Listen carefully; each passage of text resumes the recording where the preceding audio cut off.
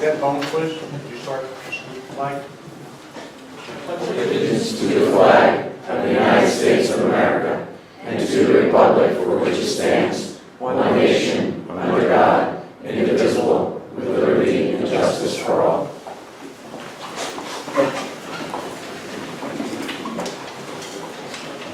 The notice requirements of the New Jersey Public Meetings Law is satisfied by forwarding a news release to the Asbury Park Press on December 17, 2015, stating that a regular meeting of the Colts Neck Township Committee will be held on February 24, 2016 at 7:30 p.m. Town Hall. The notice requirements have been posted on the township website, and a copy is on file in the office of the township clerk. Roll call, please. Deputy Mayor Fitzgerald. Here. Community Macnow. Here. Community Bartolomeo. Here. Community Eastman. Here. Mayor Orgo. Here. Approval of minutes. Look at it. Motion. Second. Roll call. Deputy Mayor Fitzgerald. Yes. Community Macnow. Yes. Community Bartolomeo. Yes. Oh, I understand. Abstain, sorry. Community Eastman. Yes. Mayor Orgo. Yes. We have an announcement, the 2016 budget review workshop sessions for the town hall meeting room here start February 27th at 8:30 in the morning, March 3rd at 5:30 p.m., and March 5th at 8:30 p.m. Two Saturdays, a.m. 2 Saturdays and Thursday night. We're going to skip item number 3.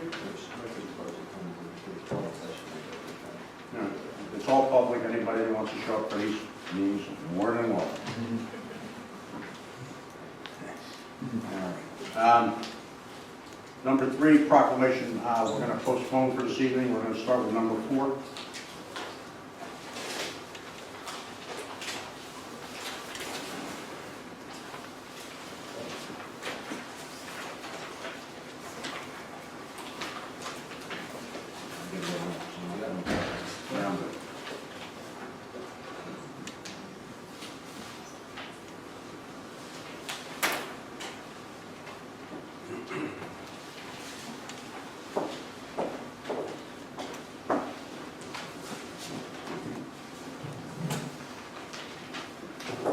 The first proclamation tonight is going to be for the Pulse Neck High School Navy Junior Reserve Cadet Training Corps cadets.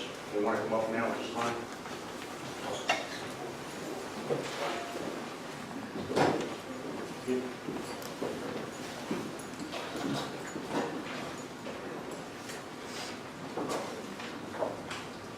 In recognition of Pulse Neck High School Navy Junior Reserve Officers Training Corps cadets, whereas the Freehold Regional High School District's Navy Junior Reserve Officers Training Course, NROTC, Academy is a 4-year leadership and character development program located at Pulse Neck High School. And whereas the mission of the overall NROTC program is to instill in students in the United States secondary educational institution the value of citizenship, to service the United States, personal responsibility, and sense of accomplishment. And whereas the Pulse Neck High School NROTC cadets competed against 14 sister NROTC units from New York, New Jersey, Connecticut, Massachusetts, and Pennsylvania.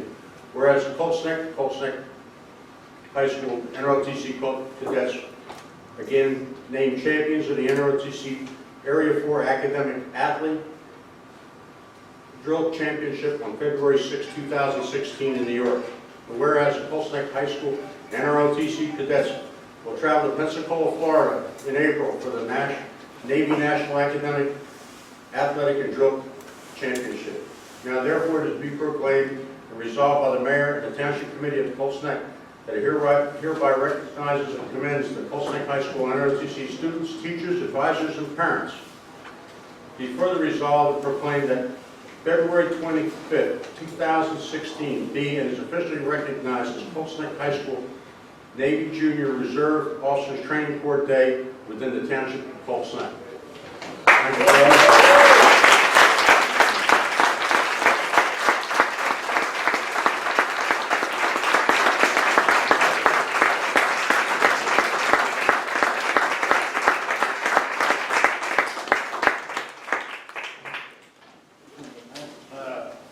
I'd like to thank the Township Committee, the Mayor, and our fellow citizens. It's very nice to get recognition for all of our efforts. It's been a number of years that we've worked real hard. Last year we made it up to 8th in the nation. We're hoping to go back this year and surpass that. And keep bringing pride and recognition to our hometown of Colts Neck and to our Freehold Regional High School District. So thank you all.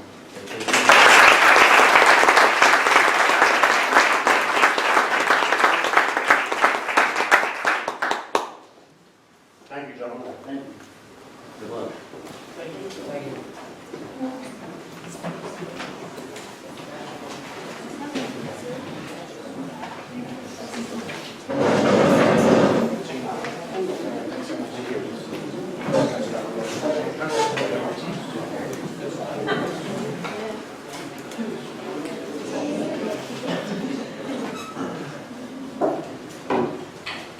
Our second proclamation, proclaiming March 2nd, reading across America within the township of Colts Neck. Forgot our prop. I was going to wear it, right side. Whereas the citizens of Colts Neck stand firmly committed to promoting reading as a catalyst for our students' future academic success, their preparation for America's jobs of the future, and their ability to compete in a global economy. And whereas the Township of Colts Neck has provided significant leadership in the areas of community involvement in the education of our youth, grounded in the principle that education investment is key to the community's well-being and long-term quality of life.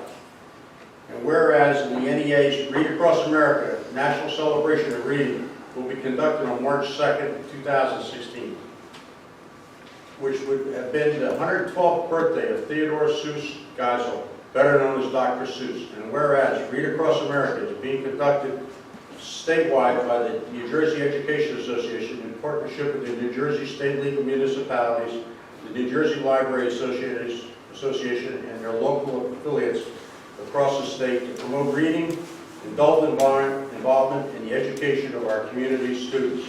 Now therefore being resolved that the Township Committee of Colts Neck calls on the citizens of Colts Neck to assure that every child be in a safe place reading together with a caring adult on March 2nd, 2016.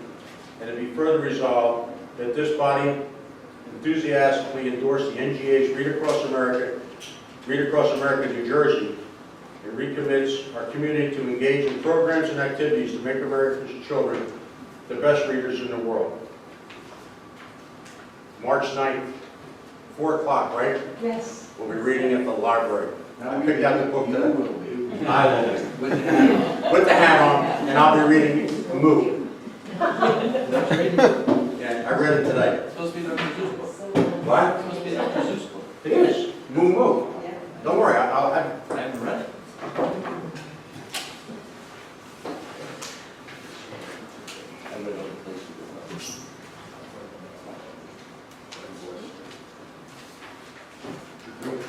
Sure.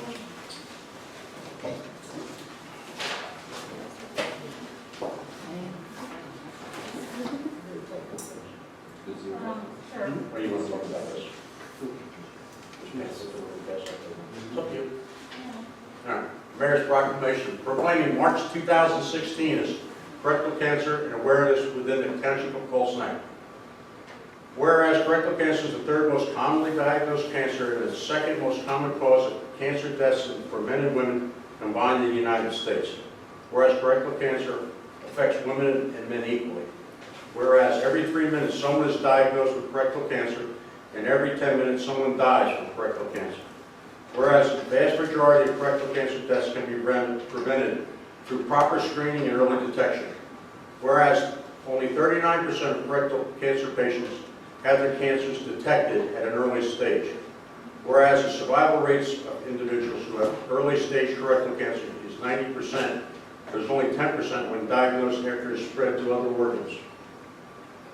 Whereas the national goal established by the National Rectal Cancer Roundup was 80% of Americans ages 50 and older be screened by the year 2018. Whereas the majority of people in the United States aged 50 and older have been screened regularly for rectal cancer, the death rate for this disease has plummeted up to 70%. Whereas Afro-Americans, Hispanic Americans, Asian Americans, American Indians, and Alaskan natives are significantly less likely to be screened for colorectal cancer compared to Caucasians. Whereas colorectal cancer is preventable, treatable, and beatable in most cases.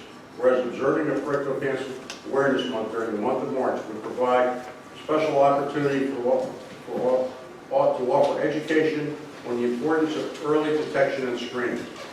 Now therefore, I, Thomas Orga, Mayor of the Township of Pulse Neck, together with the entire Township Committee, be hereby proclaim March 2016 as Colorectal Cancer Awareness Month within the Township of Pulse Neck.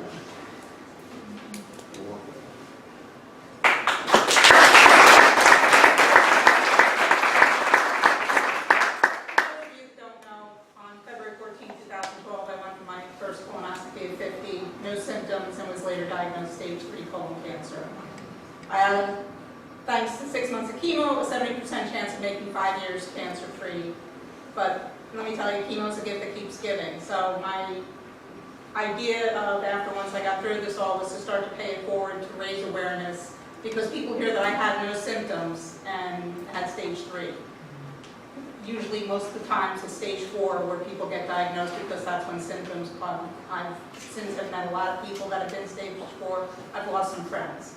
It's a scary thing, but like I said, it's all about raising awareness. People don't like to talk about it. It's the second leading cause of cancer deaths, and my one big pet peeve is 1 in 3 adults over the age of 50 are behind on their screenings. So if I hadn't gone on that fateful day, I would have probably ended up in the ER with blocked colon or worse, a ruptured colon, and I don't even want to think about it. So I think this is my 3rd year of doing this. I'm hoping to raise awareness. The Two River Times is going to have an article in the paper come out. Friday, March 4th is National Dress in Blue Day. I'll be with my Red Bank gastroenterology people, doctors and nurses at the Red Bank Food Town, raising awareness from 10 a.m. to 2 p.m. I see now probably thanks to Beth. There's a whole bunch of other awareness events going on this month. I see Monmouth Medical is one of them.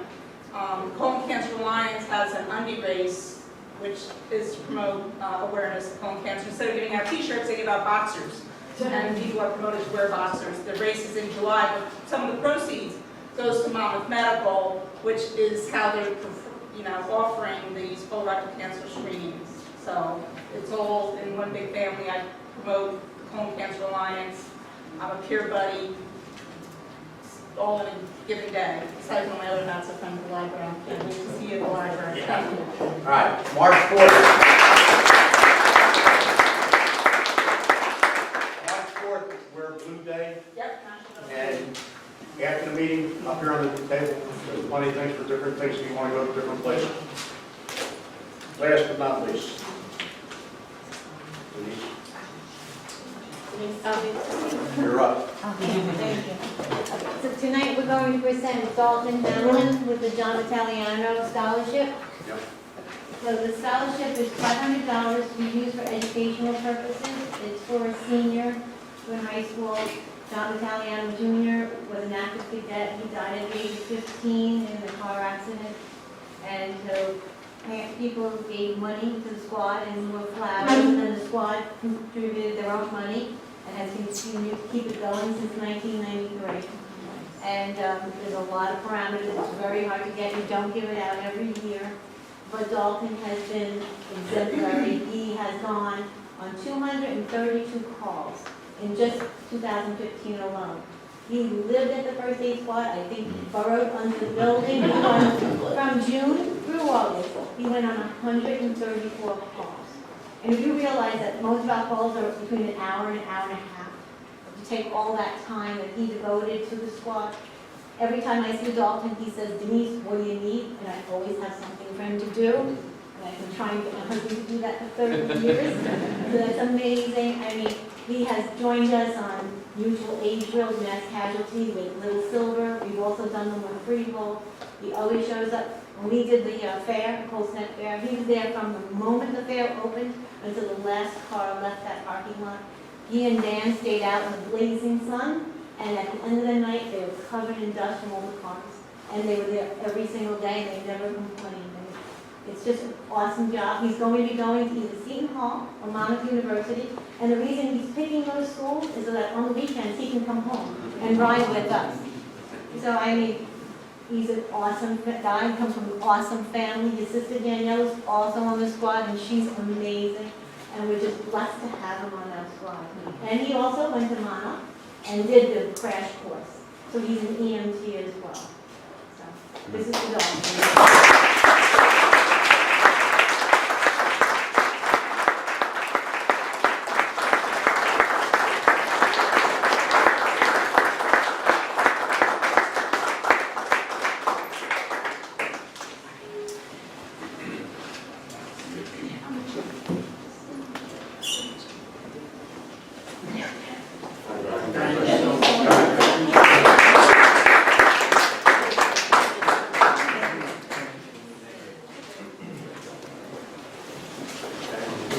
So the other part of the award is you don't have to stay for the rest of the meeting.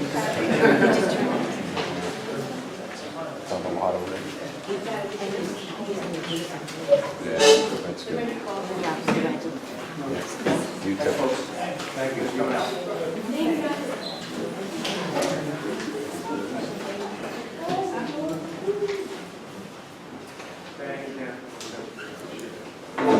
Item number 8, ordinance 2016-5, ordinance amending and revising Chapter 29, Fire Prevention Bureau 29.7 permits and fees.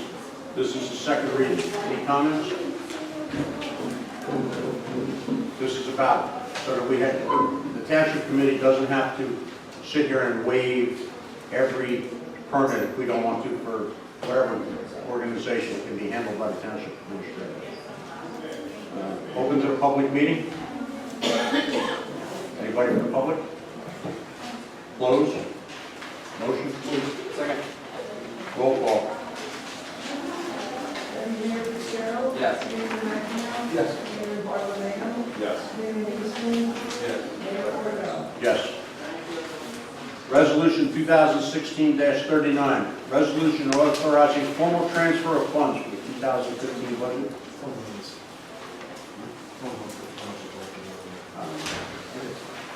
It's $4,200. It's $4,200.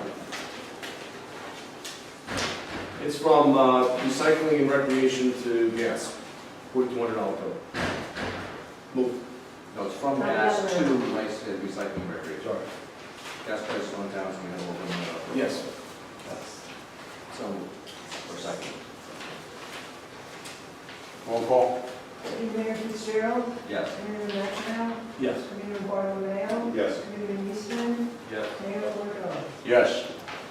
Resolution 2016-40, resolution authorizing an amendment to shared services agreement with the Township of Pulse Neck and the Township of Marlborough for the use of the Marlborough Swim Club. Comments? This is maybe the third year that we're doing this? Yeah. That sounds right. I think we started in 2012 or 13. It was we joked, I actually joked with the mayor of Marlborough about there's some Pulse Neck residents who are closer to their community pool than some Marlborough residents. And it is, I think, somewhat underutilized. And so that started a conversation, and their administrator, Jonathan Kapp, and the mayor agreed to allow Pulse Neck residents to get the same pricing for family and individual memberships as Marlborough residents. So it's just a great opportunity. We've actually had quite a few families that have taken advantage of it. And, so this is just an amendment to that shared service agreement, which is a technical requirement of them being able to extend that courtesy to Pulse Neck residents. I do think it went up this year. It did, and I think that's the amendment, actually. Yeah. But it went up people for the Marlborough as us. Motion? Second. Roll call? Mayor Fitzgerald. Yes. Mayor McEnroe. Yes. Mayor Bartolomeo. Yes. Mayor Eastman. Yes. Mayor Porter. Yes. Resolution 2016-41, resolution of Township of Pulse Neck, County of Monmouth, State of New Jersey, providing municipal consent for the Suez Water Toms River, Inc., formerly known as Under United Water Toms River, to provide water and sewer service previously provided by SB Sewer Company, Incorporated. Comments? This is This yours. is about the grant, right? Right, it's grant. One of the things. One of the things that I noticed when I read it is that it talks about the franchises. incorporated all the terms and conditions as set forth in the franchises by reference, and it wasn't attached. I reached out to Mr. Bennett today, but he was busy and I didn't circle back to him. It's my fault that I didn't get back to him again. But I'm reluctant to pass on something without seeing it. It's the asset purchase agreement it refers to by reference. I don't want it to impact our co-op obligations or It's certainly worth taking a look at, and I would have no trouble making that motion to table. I don't think it makes a difference whether we do it now or the next meeting. I think what you'll find is the DCA and DEP require an amendment to the franchise area, which would have been freehold to add in the grant, which is in Cold Snack. That's been my experience. But let's check it. So my motion is to table. Move. No, roll call. Yes. Roll call. Deputy Mayor Fitzgerald. Yes. Chairman Magno. Yes. Mayor Bartlett. Yes. Mayor Eastman. yes. Mayor Orko. Yes. Resolution 2016-42, resolution authorizing the award of a contract for professional services pursuant to NJSA 1944A 20.5 with an estimated value that may exceed $17,500.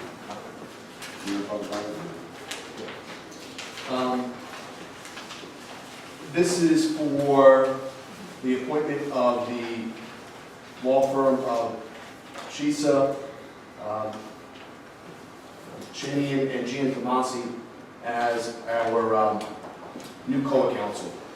We'll talk about more about COA during committee reports, but this is the formal appointment of that particular law firm, big law firm out of Essex County that we've opted to bring in to assist us in defending what we perceive to be an assault on Colts Neck, and again, we'll talk about that more during committee meetings. With that, I will move it. Second. Roll call. Deputy Mayor Fitzgerald. Yes. Mayor Magno. Yes. Mayor Bartlett. Yes. Mayor Eastman. Yes. Mayor Orko. Yes. Resolution 2016-43, release of performance guarantee and acceptance of maintenance guarantee, block 41.01, lots 457, Planning Board application 565, Hamiltonian Estates. Move. Second. Roll call. Deputy Mayor Fitzgerald. Yes. Mayor Magno. Yes. Mayor Bartlett. Yes. Mayor Eastman. Yes. Mayor Orko. Yes. Brings us up to administrative report. Only one answer, Mayor. Mount County has reached out to us once again and has invited us to host a shredding event in October. Apparently it's one of the most successful ones here in the county, so we have graciously agreed, and more information will come as we fill up the details on that. So the October 1st. In preference for Cold Snack residents on that, or is it just doing that one out? Doesn't have a problem. It's a matter of time. I don't think they filled it up last time. They didn't, they were limited to one box per person or something. It is limited to Yeah. 90 pounds. I forget. That's what it's trying to like, 2 boxes. That's 2 boxes. Two. Thank you. Vouchers, sorry, Mayor. Vouchers, I'm asking for approval for the vouchers, total $5,122,264.43. Of that, involved in the case, settle remaining for the Freehold Regional District Board of Ed, the Cold Snack Board of Ed 1.3, and the County of Monmouth Treasurer's 2.086, so you 4.2 million of the 5.1 is our transfer of funds that were collected through taxation to those taxing entities. With that, I would ask for approval. That's it. Move it? Yeah. Roll call. Deputy Mayor Fitzgerald. Yes. Mayor Magno. Yeah, it's up to abstain for schools.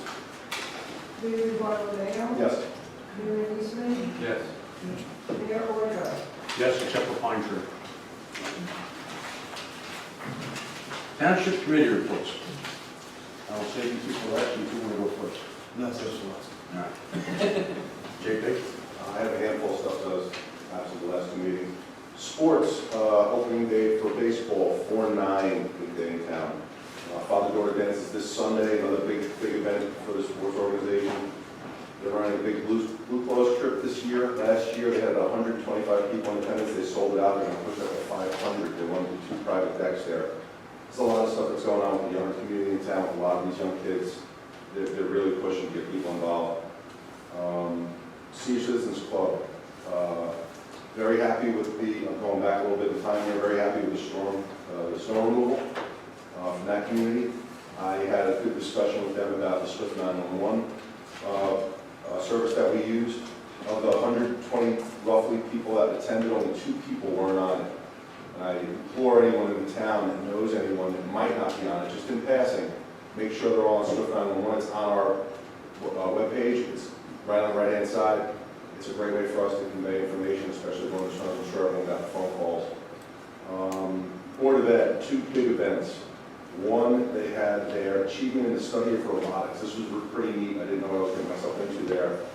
And the idea was the imagination process, the sketch process, the programming process, the building process, and the operating process. So they actually built, think of an erector set. And this is taken off so nicely, they're going to start to implement those types of programs in the lower grades in the coming years. Second was they call it the Cult Scholars.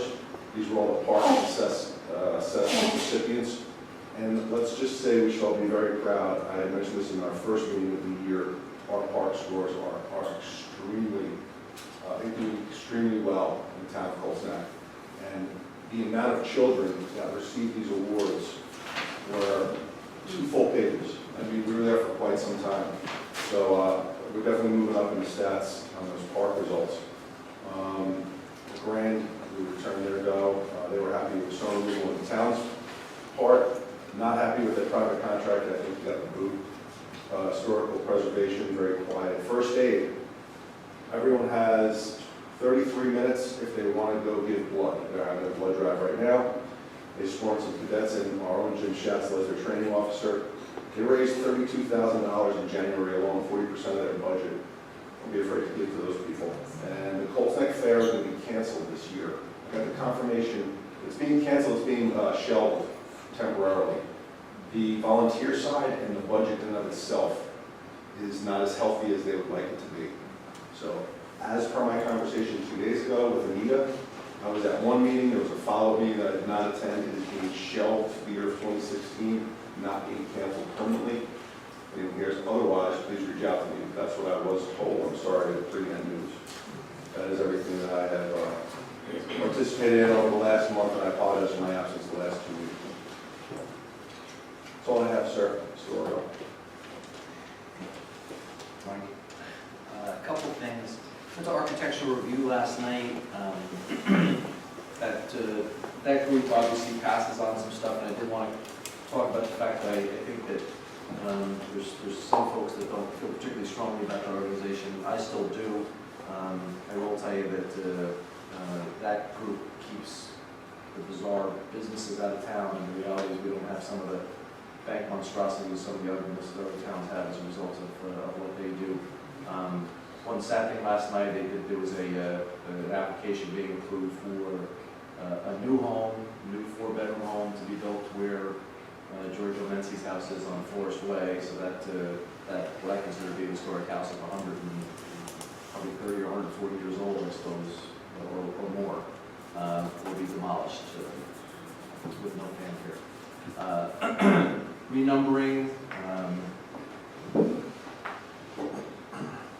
I wanted to. Chief Sauter asked me to remind residents on Route 537 and businesses the address changes on Route 537, and Mike, if you don't mind, I'm going to jump in after, jump in just for a second to talk about the importance of the emergency response. Over the next, during, looks like March, residents and properties affected by the change received notification of the change of the numbering of addresses on Route 537.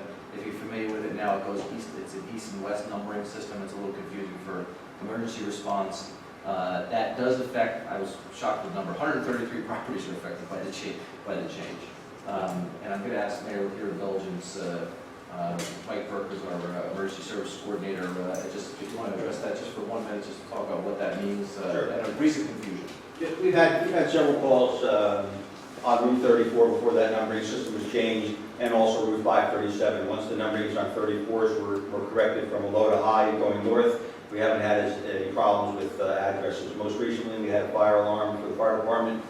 Came in at number 99, 537. It wasn't clear if it was east or west, so it took the emergency responders a little bit of time to get there. So it's just a safety issue for the public and the emergency responders to make this numbering change safe for everybody across the board. So we'll start either in Tinton Falls or the Freehold border. It'll go from 100 or whatever the number is all the way up and out. It'll just be a numbering change, and another year or so, no difference. You know, it used to be we had a dispatcher who took the phone calls right in that building, and they would be familiar with the town, so they would know where to send dispatch. It's now kind of dispatch, so someone sitting in Freehold in a literally windowless room would be dispatching and not be familiar with the numbers. So if there's anything we can do to speed that process. And Mike, I thank you for resurrecting that. It seemed to grind the line a little bit for a year or so, but it's back in front for if you don't see anything by the middle of March, you'll circle back with me on that? Yes, thank you very much. Great. Well, And that's my report. It's your report. Do you want to talk about wildlife first? Yeah, I could briefly talk about wildlife. The chairman's here. Yeah, I'll give just a short report. Wildlife had a meeting Monday. Seems like a long time. In any case, productive meeting. The wildlife committee is in the process of compiling data. We're finally starting to get some numbers in, and we'll be in a position, or the wildlife committee will be in a position, hopefully within the next month or so, to make a presentation before the township committee as to their findings, recommendations, thoughts, and then of course we'll be on a regular agenda for anybody that may be interested in attending. I think just the library. Yeah, go ahead. Friends of the library, everybody that lives in town knows they have a book sale every year. It's coming up. It's the 18th and 19th of March. They also always look for volunteers. If anybody has a couple extra minutes, wants to donate some time, either at the door or helping to set up or take down the books. It's time consuming, it's a lot of work. The ROTC was here earlier, they always help. But if you have a couple hours and you want to volunteer a little bit, they much appreciate it. That's it for that. And then I just have to Go ahead, Mr. Armstrong. That's going to start. Now, start off, Bill. I wanted to bring up this speak about the COA suit that we have in Monmouth County and Hartown in particular. It's been a struggle through the court system and through the administrative agencies of the state that's been raging for 40 years. In the 70s, there was a suit that was brought by the NAACP against Mount Laurel, a town down in Gloucester County, I think. Nope. Burlington Town, Coast Coast. They talked about whether or not the zoning ordinance in Mount Laurel was exclusionary to people of low and moderate income. And the Supreme Court took the position at that time that we had a constitutional duty in order to provide low and moderate income housing through our zoning ordinance through every municipality in the state. We, as a town, we litigated that issue with a developer in town from 83 to 89. And the developer was going to add an additional 1,400 units in our municipality, and a mix of commercial and the town center. And the court, it was Judge Serpentelli down in Ocean County, came to the conclusion that that was too big of a burden to place on the people of the municipality if the municipality was adamant in their insistence that they would stay rural. So the zoning board, or rather the planning board, put together a plan about how to ensure that the town would be rural, and instituted a 6-acre zoning ordinance. Judge Serpentelli in the 80s said that really wasn't sufficient. If we were sincere about our efforts to keep the town rural, that we should have a 10-acre zoning ordinance for reserved farmland.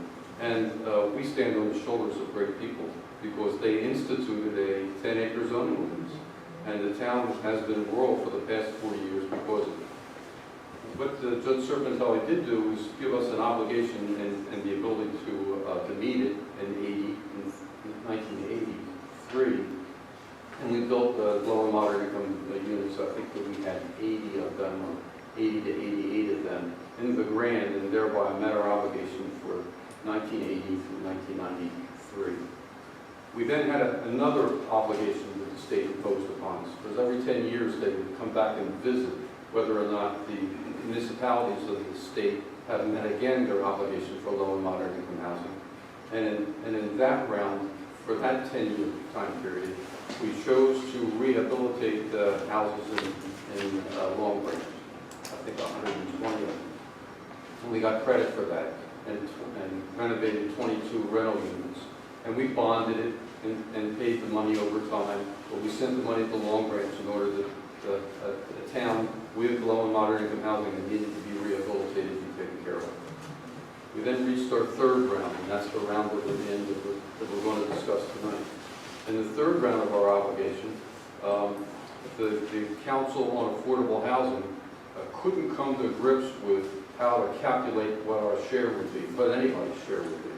And the legislature tried as they could. They couldn't come to grips with it either.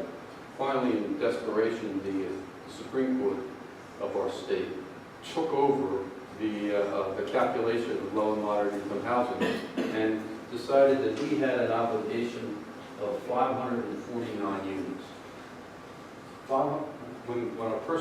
When a builder builds units in the state, he's entitled to a bonus of 5 units for every low and moderate income unit that he builds. And that would give us a housing number of 3,294 additional units in our town. More than we have now. Yeah, 44 million. yeah, it's incredible. So the regional report said that no, that was wrong, that we needed 277 more units, which is 1,662 additional units in our town in order to achieve the low and moderate income level that they had in their report. There's an e-ComServe report that has our obligation at 46, and our report that has our obligation at 12.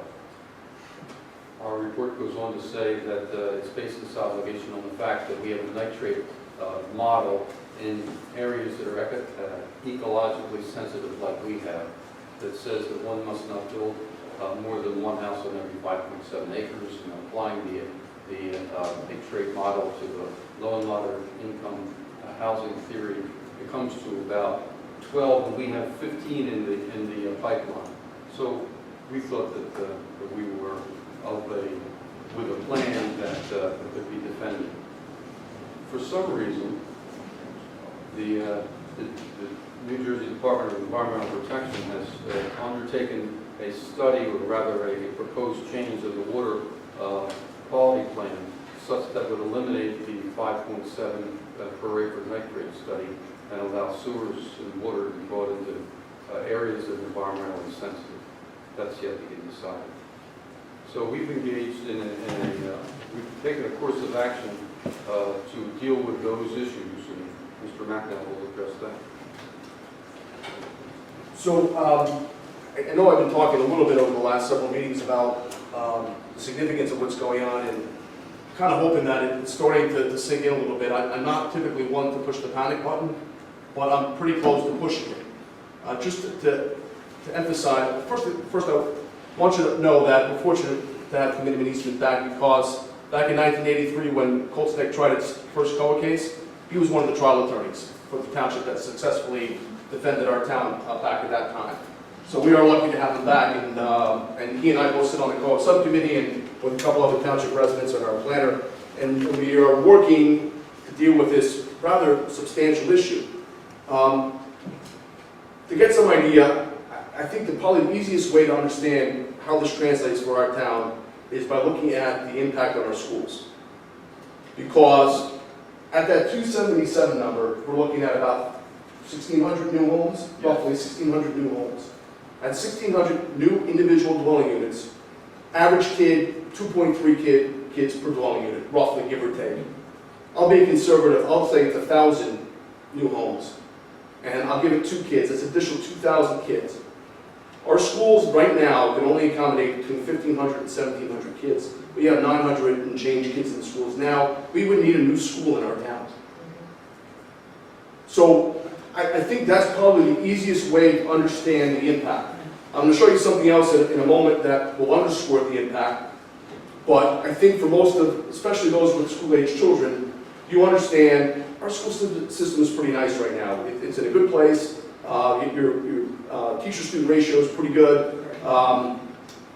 It's in a pretty nice place. This will, from just the school perspective, will drastically alter our town. Drastically. That's just one way, though. Beth, can I have that? Can I have that? Yeah, the one, the big one.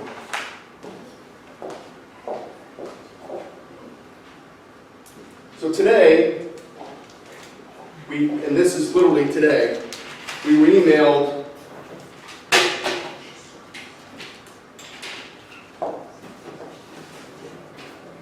a proposal in the litigation in which we're involved, in which every municipality in the county is involved, in the state, if you will. There are interveners, individuals or entities that have legally become involved in our lawsuit and want to build. And just to be clear, people want to build in Colts Neck.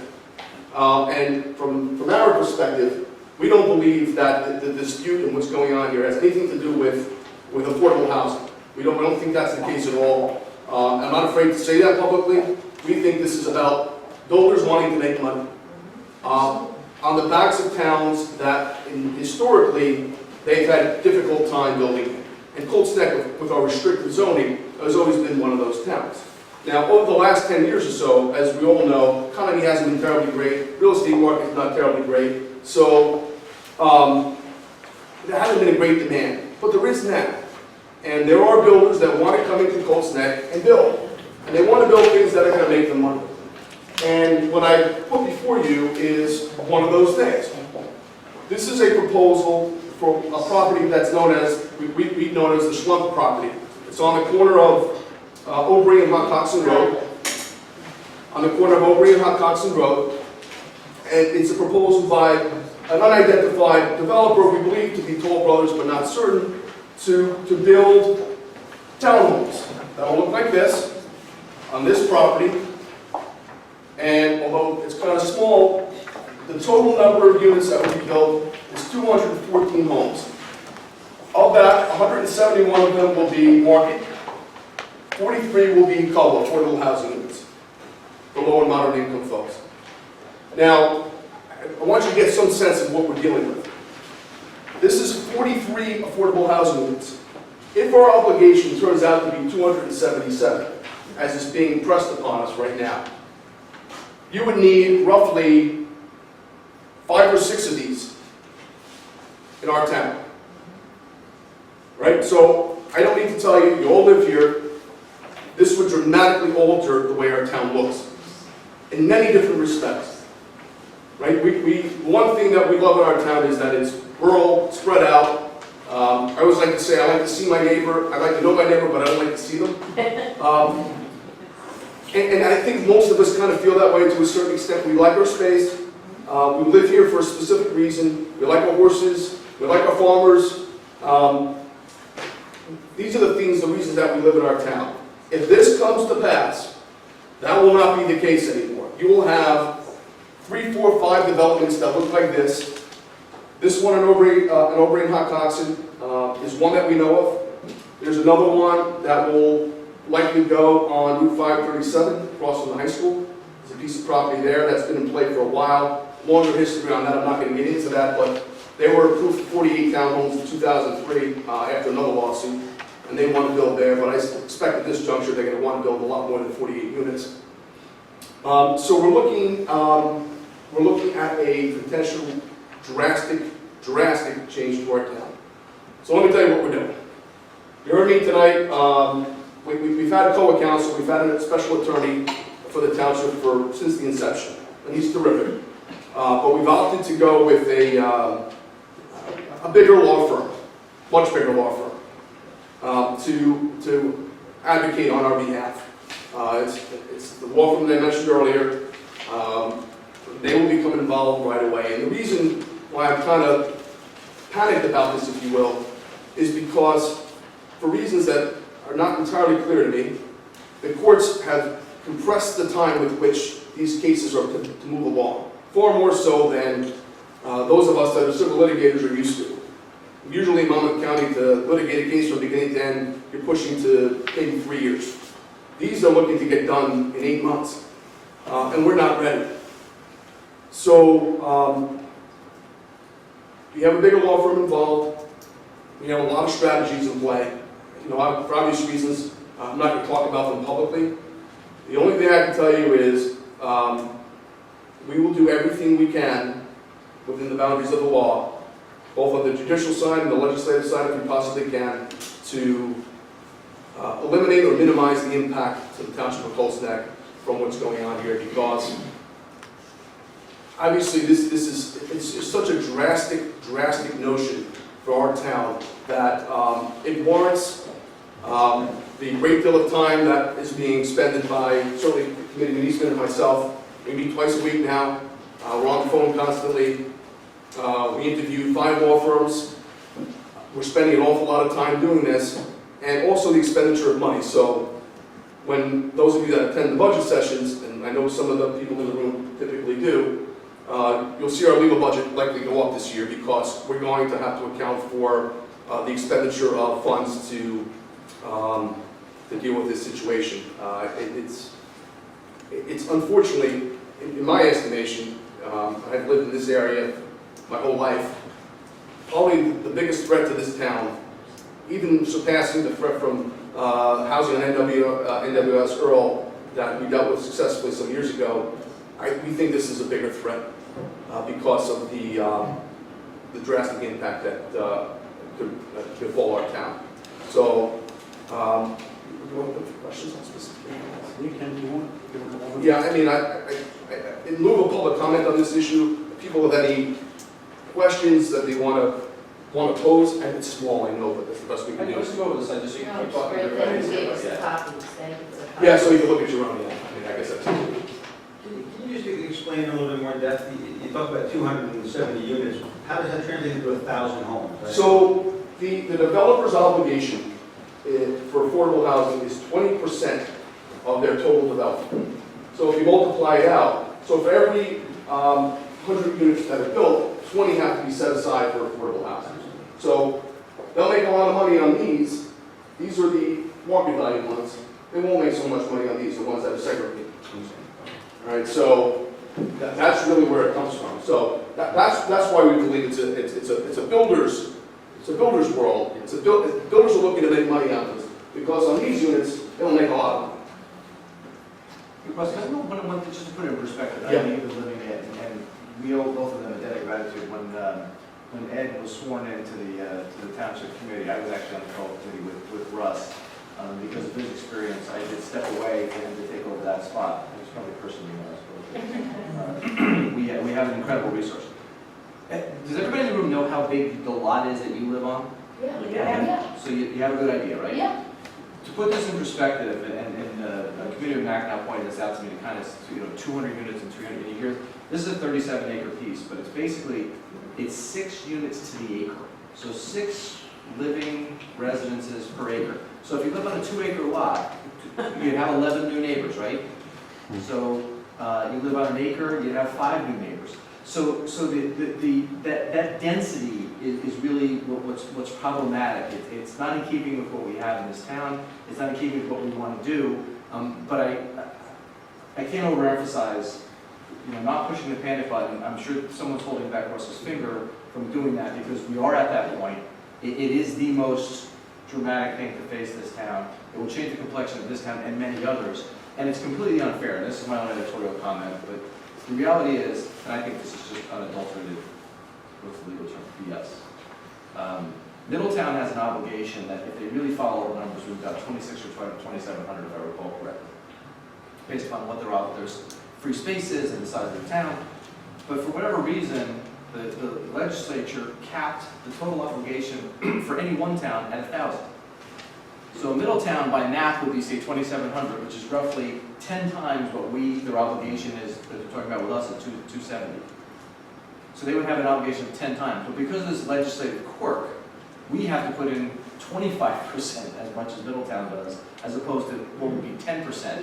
So it's skewed all over the world, never mind those other things. But I thought that maybe that no units per acre Yeah. put in perspective. So- So imagine 5 different clusters of that kind of development around. For those of you that live down in that area, you know over in Hotcox Road, even the people that don't live specifically in that area, you know how rural and old those roads are? Oh my God. Could you imagine the vehicular traffic on those roads? That's 2 cars per every household on Overy Road.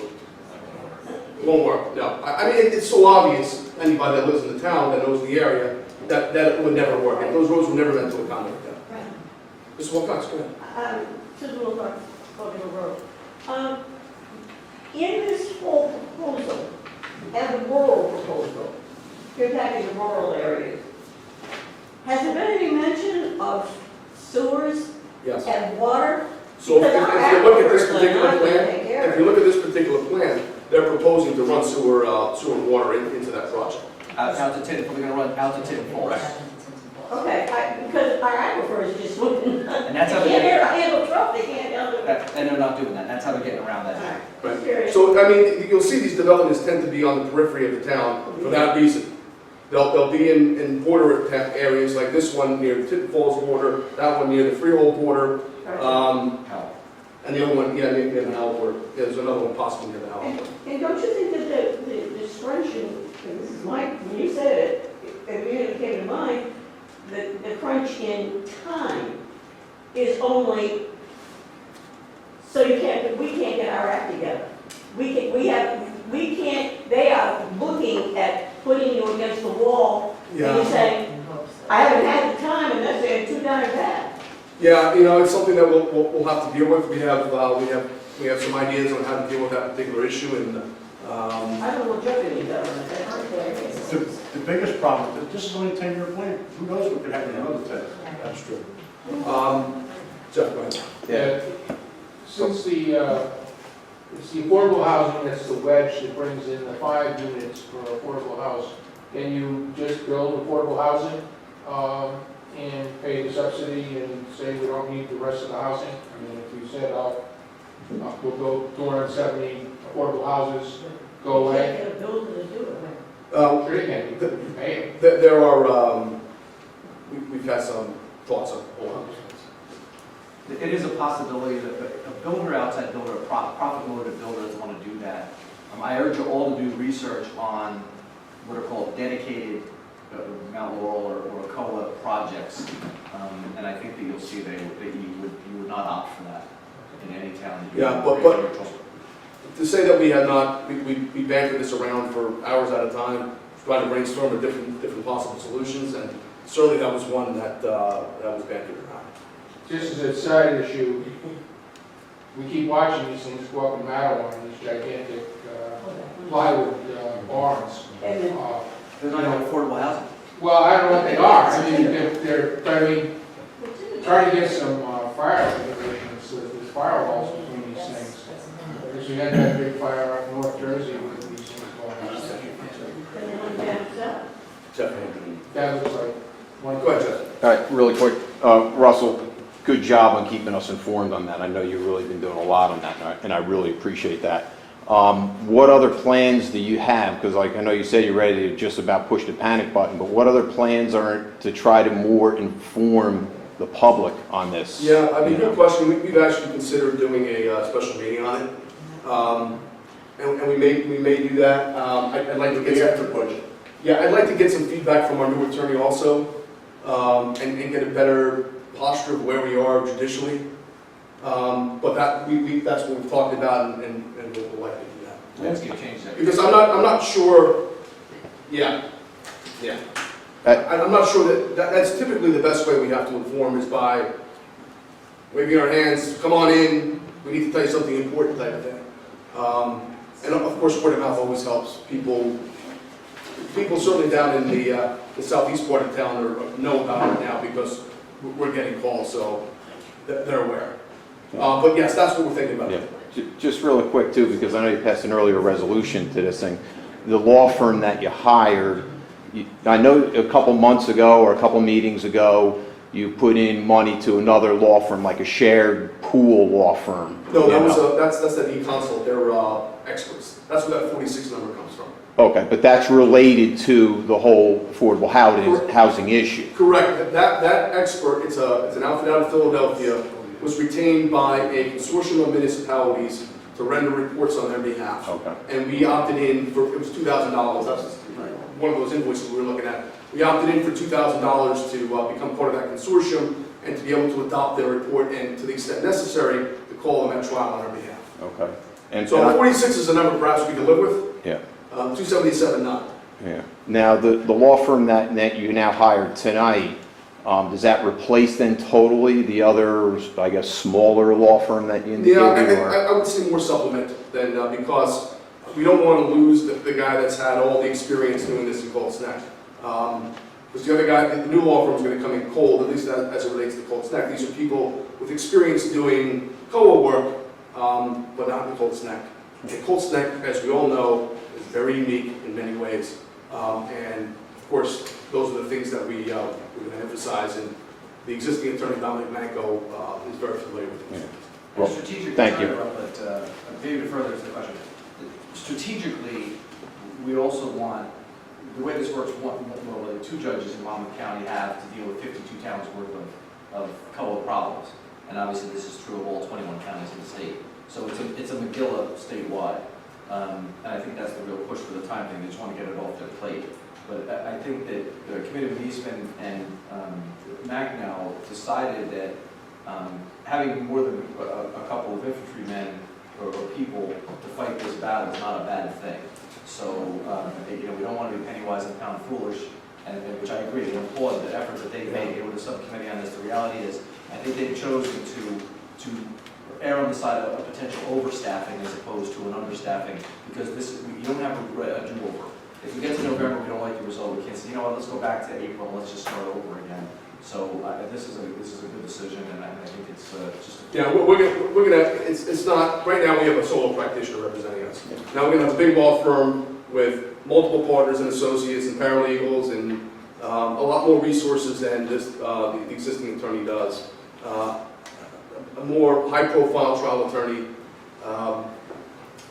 because, like I always tell people, we've had this discussion multitude of times. Although you never expect to try a case necessarily, you always prepare for trial. And we are going to prepare for trial and get our case ready with the eye toward trying the case if we have to try the case. It sounds reasonable, and I Yeah. just was wondering. I mean, look, good job. just so everybody knows, if we can ultimately reach an amicable resolution, we're certainly not adverse to that. But 277 units is not something, a place we can ever find ourselves. We physically cannot do it. We can't accommodate it. So that's why we're here. Can I just ask you a quick question? You got to say your name and address for. Renato Apolito. One Magnolia Lane. Quick question, just clarify, I think something for me. There is a legal ratio or calculation for this number? I didn't get that part. Well, specifically as it relates to what The state says you need 277 units based on your 12,000 residents. No, it's a good question. Space. I mean, where the hell do they come up with these numbers? Yeah. There has to be a formula. So, No, there has to be a formula. right, so that is really the problem. So if you heard the committee, he gave you numbers ranging from 3, which if the round 3 rules would have went through, our obligation would have been 3 units. 3 units for affordable housing. 3 total units based on our size. Based on whatever calculation the state made, the existing council on affordable housing made at that time, we would have 3. Unfortunately, council on affordable housing on Bye-Bye, those rules never got adopted, and so we're stuck with other numbers. Now, one entity, Fair Share Housing, which is ostensibly an advocate for affordable housing folks, but really we believe to be a builder's organization, has our number at 5, whatever it was, 5 something. 550? Right. 49. Right. Who's Kinsey? It's Kinsey's. That's Kinsey's number, 549. That's Kinsey, he's their expert. Right. So, Kinsey, no, the other guy's Ready. Yeah. Ready. Ready. Ready. Yeah. So Redding's number is 277.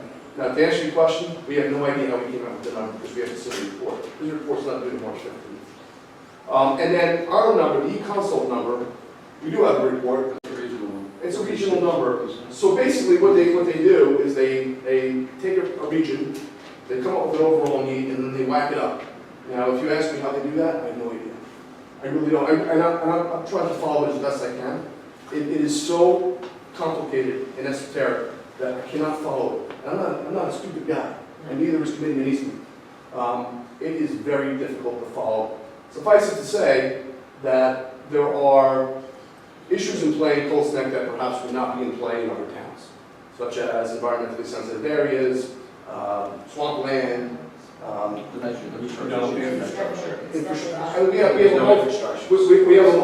have a multitude of issues, yeah, which you can sit here and think of probably a good percentage of the ones that we've already considered. But we've gone through a multitude of them, and those are the things that we plan on bringing to the court stage. So it's basically a committee recommending this number, and now we have to basically create our own sort of opinion to countermand that. Well, we do have one to countermand it, but so it's our word against theirs. This isn't the state telling us we need this number. This is an independent lobbying organization basically coming. But more importantly, the court seems to be siding with the number that they're using. That's the way it seems to be playing out. We originally were of the belief that, Little Colts Neck, why they wanted to bother with us, and then it became apparent that they didn't want to bother with us because we have a little land. Right. And they want to build here. Sure. Exactly, that's what it is. And so, that's kind of. It'll ultimately be decided by judge. Right, which is probably in our favor if Well, if you present the facts, well, because at this point, somebody comes and says, hey, we need more affordable housing, 277 on the side of the town. Yeah, well, the court say, If we were happy with the way it's been going, yeah, I wouldn't be here talking. That's why the council or the committee has decided to put together the A team. We call it the A team. Sure. A really talented group of professionals to give the advice, to put in front of the judge with the advice of the planner and the attorneys to argue, and so we call it the A team. right, we appreciate it. What can we do as? I know it's frustrating, isn't it? Because I'm frustrated also. Somebody asked me the same question. The only thing that I can think of right now is if it ever comes to pass that the case gets tried, that we have a nice pool of people from Colts Neck in the courtroom supporting our trial attorneys trying the case. Because as a trial attorney, it's always nice to impress upon a judge or jury that the party in the case actually cares. And the party in this particular case is the residents of Colts Neck. So short of that, I couldn't think of anything else that you can do with this structure. Can't write letters to somebody or nobody's invested. There's no body anymore. It used to be a body. I'm taking out the legislature's hands, that's the problem. Yeah. It's a But it legal is. case now. So, It's taking a Russ, mess. I'm sure the law firm that we've employed, do they have a history of doing well in these kind of cases? And So these what is cases their are just starting. urgency? How much do they understand the time frame that, it can bill you hundreds of hours, the reason we need action? Yeah, this is not a reason. Okay, The people that we interviewed, firms that we interviewed, were all firms conversant in okay. the code regulations. And then it was just a question of picking the firm that we thought would best be in a position to advocate aggressively, and I use that word strongly, aggressively on behalf of Colts Neck. And that's why we opted for this particular law firm, and also with an eye toward, as I indicated earlier, if we have to try the case, we want the A guy trying the case. Right? That's what we're looking for. I wish, it's very frustrating. We're frustrated. And I just don't see that, with regards to, I wouldn't necessarily even say I'm opposed to, I understand if land has to get used to build and we want our community and town to grow, but we're not an urban community. All right, there's a reason why there are suburban neighborhoods. Single-family dwellings, families of 4, 5, 6. It's not, it's not Hoboken. It's not Middletown. It's not a major, and it's Oakwood Road and Hockhausen. It's not a major road where police, fire, the city bus, they're all gonna start schlepping back up. You know, I mean, go take a ride. You're gonna get hit by a couple cars, the roads are so narrow. The overspill of water. You know, my power goes off, we're neighbors, my power goes off once a month. We had a telephone pole smoldering with a live wire during all of Hurricane Sandy for the 4 weeks that everything, I mean, it is not quite right as far as that type of size. You know, is there an option to do a single-family dwelling? It seems like it's Toll Brothers. I think their specialty is rack them up, you know, shanty townhouses. This is not the only problem, this is the Right, only one but that, I'm this just one saying I that have I to get think today. townhouses in general, it doesn't, you know, it doesn't make sense. You know, another brand Right, kind of but development. as I was saying before, they're talking about 43 affordable housing units. If we need 277, we need about 5 units, 6 Right. units. Well, yeah, I know, I'm like, I mean, And that property is town, is owned by the town? No. No, it's private. So who's on it, Private taking woman. the main, and they're gonna take the property? no, this is the private property with someone who lives on. Some woman, Conrad Smith. So someone's selling? I'm sure they did. Yeah. Well, that's okay. Yeah, but this is a private property owner looking to sell their property to his owner. Well, hey, Russ, let's be candid about it, because we are a town, and I said this when we were talking about the real lives of New Jersey, which we had a conversation about if someone's doing something across the street from you, you go over and knock on the door and say, this is not making me happy, I'm a neighbor. Educate yourself on the properties that are in play here. These are our neighbors that are capitalizing on this opportunity. Let's call a spade a spade. At the end of the day, these people are coming to us as interveners because they're going to solve our problem. And here's how they're solving our problem. They're filling their pockets with money. That's the reality. And if that offends someone, get over it. Call me directly. I'll have a conversation with you. No problem. So when we talk about the Schlump property, you know where that is. Educate yourself on where the other 2 or 3 properties are. Educate yourself on who owns them. Educate yourself on who it is that's making the application to be the developer, in this case, Toll Brothers. Educate yourself on who the lawyers are representing them. And when you see them in the Dunkin' Donuts, or you see them in Brook, or you see them somewhere else, let them know you're not happy. Because this is your town. It's supposed to be their town too. So if you want somebody to write to, sorry to interrupt, you can't do anything with the legislator, but you know what? You can talk to your neighbors. So talk to your neighbors. And certainly inform your neighbors to the extent they don't already know what's going on. Like I told Mr. Slaughter, we'll within the next, probably the next several weeks, we'll probably have a special meeting to address the public on specific issues. But I'm pretty much going to tell them, hopefully, some more information on the judicial front, but I'm going to tell them what I'm telling you all tonight. We'll give you the history, we'll tell you what's going on, we'll tell you in a general sense what we're doing without getting into specific litigation strategies that we're employing, but that's kind of where we are.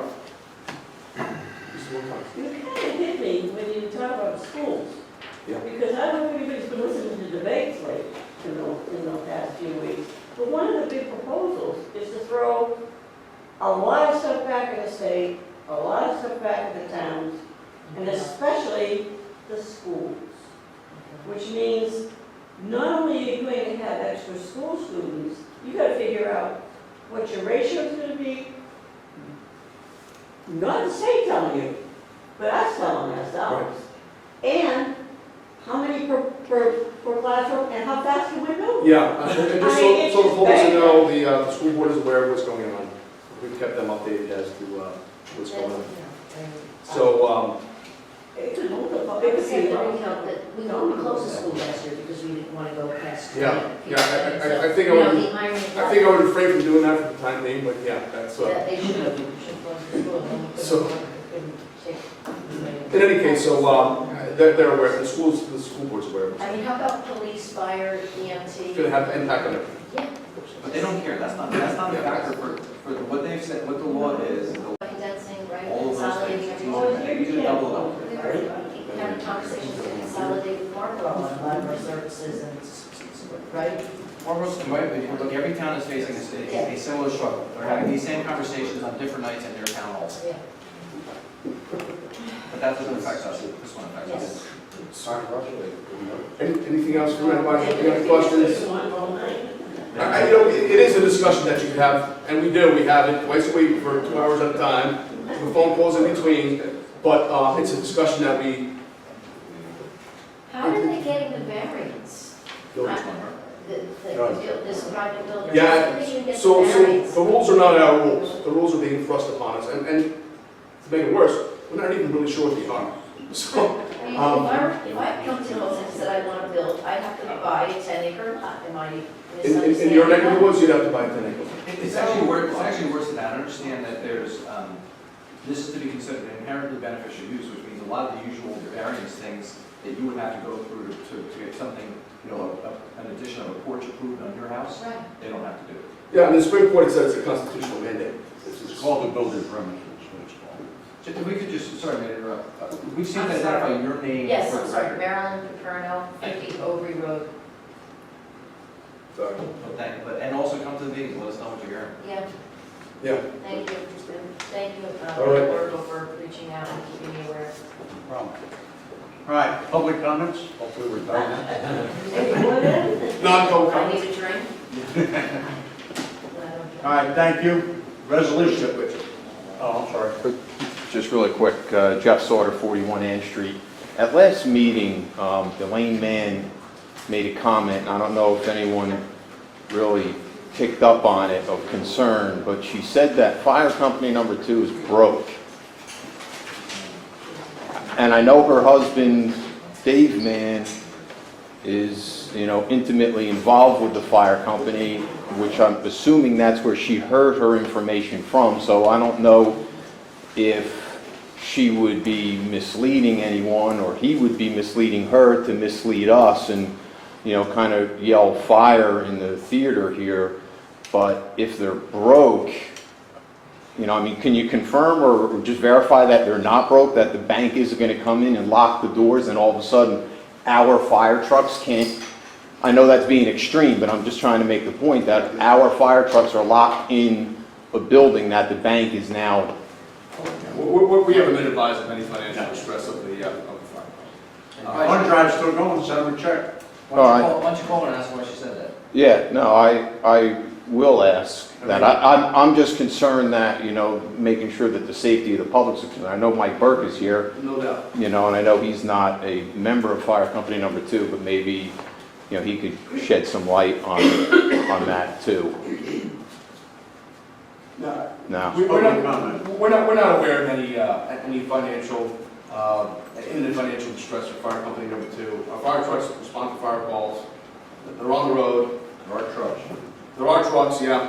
They're owned by the township. They're not owned by the individual fire companies. So Elaine Mann or Dave Mann would be lying? I can't say whether they're what they're saying. And Dave Mann doesn't come to our meetings. Yeah, okay, all right, thank you. Any more public comment? With that, I'll close it. Resolution 2016-44. We're going to go to executive session. I don't expect this to come back on. Move. Second. Roll call.